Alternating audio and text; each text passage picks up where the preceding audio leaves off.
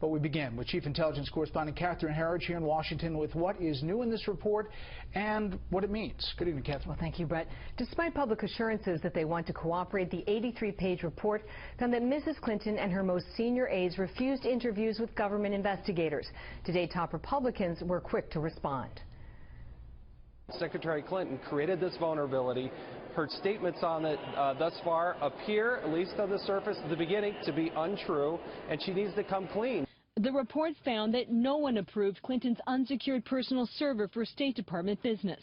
A year into Mrs. Clinton's tenure as secretary, when two IT staffers voiced concerns about her email practices and security, they were told, quote, never to speak of the secretary's personal email system again. And another email exchange about getting Clinton a government account shows she was concerned her personal communications would be accessible. Like so many of the findings, it conflicts with Clinton's public assurances. I fully complied with every rule that I was governed by. I did not email any classified material to anyone on my email. There is no classified material. But more than 2,100 classified emails were identified, though the Clinton team argues they were upgraded after the fact. A January 2011 email from Clinton IT specialist Brian Pagliano, who struck an immunity deal with the Justice Department, documents 2 cyber attacks on the server in a single day. We were attacked again, Pagliano wrote, so I shut the server down for a few min. The report found other secretaries did use private email, but none used a personal server like Clinton. At the briefing, the State Department spokesman blamed long-standing problems and not Clinton's judgment. It was not encouraged to use personal email, but it was not prohibited. We, like many federal agencies, were not doing enough to meet the requirements of records management and preservation. I think we've acknowledged that. In a Virginia court, the Romanian hacker known as Guccifer, who first exposed Clinton's personal email, cut a deal.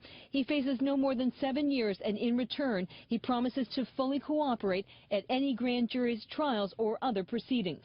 It's not every day that the United States reaches into a Romanian jail to extradite an individual to charge him with computer crimes in the United States before he's even finished serving his sentence in Romania. So clearly the prosecutors viewed this person as important. The report found that Clinton never demonstrated that her server and personal devices met the minimum government security standards.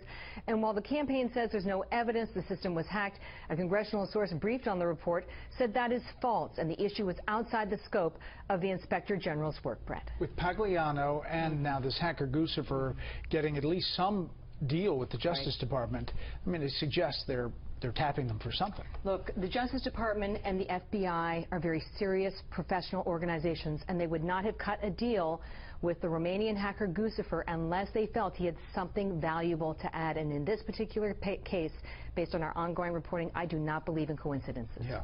Okay, Catherine, we will follow it.